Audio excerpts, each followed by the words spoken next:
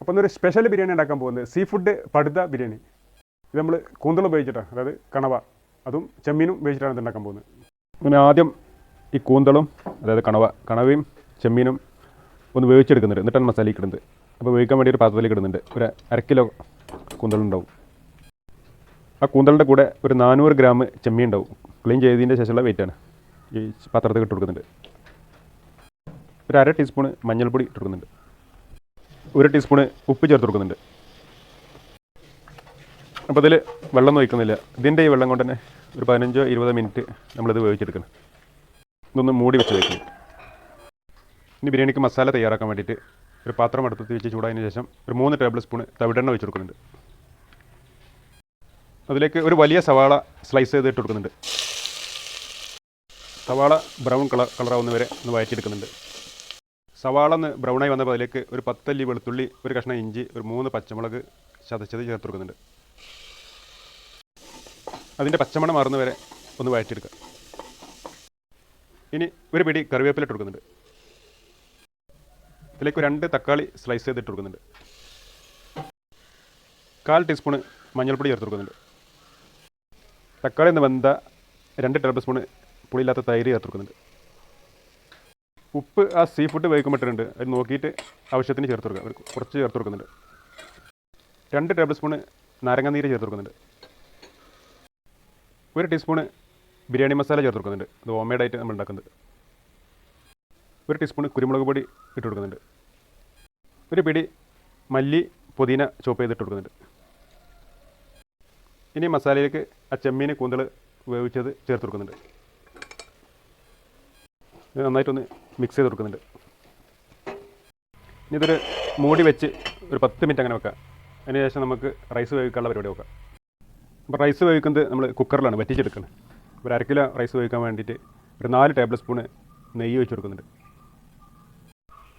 അതിലേക്ക് അല്പം ഓൾ ഗരം മസാല ഇട്ട് കൊടുക്കുന്നുണ്ട്. ആ ഗരം മസാല ഒന്ന് വഴറ്റിയതിന് ശേഷം 1/2 കിലോ ജോക്കർ റൈസ് ഇട്ട് കൊടുക്കുന്നുണ്ട്.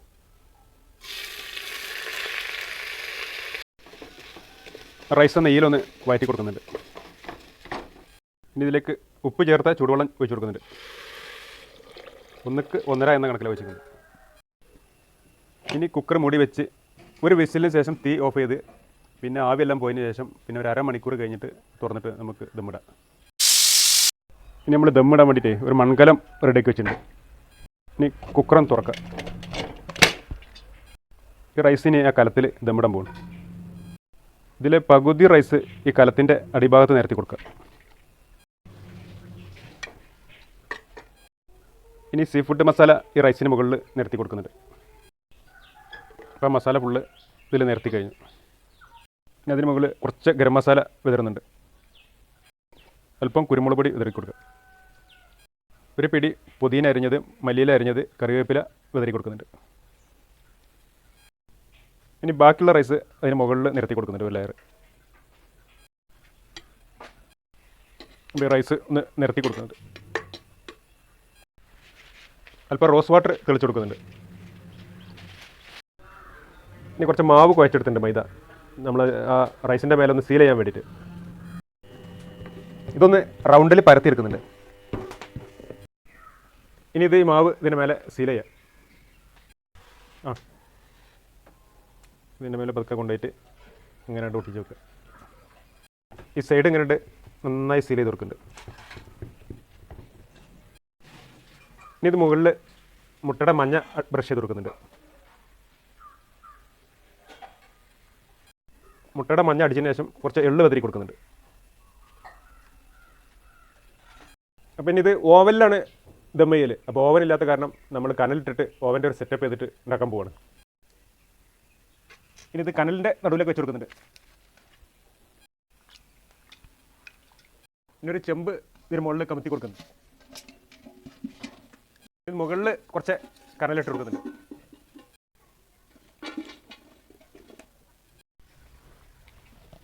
അപ്പോൾ 1/2 മണിക്കൂർ കഴിഞ്ഞ് ഇനി പൊന്തിച്ച് നോക്കാം. അടിപൊളി കിട്ടിയിരുന്നു, അടിപൊളി കിട്ടും. അപ്പോൾ അത് ഓവനിൽ വെച്ച് അതേ സെറ്റപ്പിൽ കിട്ടിയിട്ടുണ്ട് കേട്ടോ. റെഡി ആയി കിട്ടിയിട്ടുണ്ട്, മാവ് പൊന്തി വന്നിട്ടുണ്ട്. അപ്പോൾ അതാ സീ ഫുഡ് പടുത ബിരിയാണി നല്ല സൂപ്പറായി കിട്ടിയിട്ടുണ്ട് കേട്ടോ. അപ്പോൾ ഈ ബിരിയാണി ഒന്ന് പൊട്ടിക്കാൻ പോകട്ടോ. ഈ സീല് കത്തിയിട്ട് നല്ല ചൂട് ആവി ഉള്ളിൽ നിന്ന് ഇങ്ങനെ വരുന്നുണ്ട്. നല്ല സ്മെല്ലും ആവി ഉള്ളിൽ നിന്ന് ഇങ്ങനെ വരുന്നത്. ഈ കുബൂസിന് പൊട്ടിച്ചിട്ട് ഇതിന് മാറ്റി വെക്കാം കേട്ടോ. ഇത് കണ്ടില്ലേ, ഇതിൻ്റെ കൂടെ കഴിക്കാനുള്ളതാണ്. ഈ ഒരു പ്ലേറ്റിലേക്ക് കൊട്ടുന്നുണ്ട്.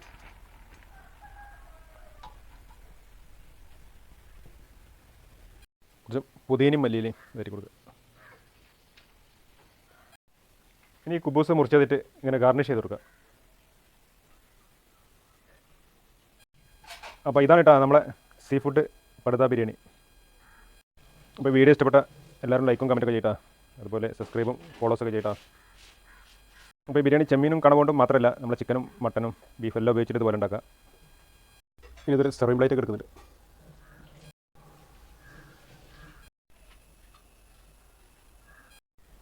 ഇനി ഒന്ന് കഴിക്കട്ടെ.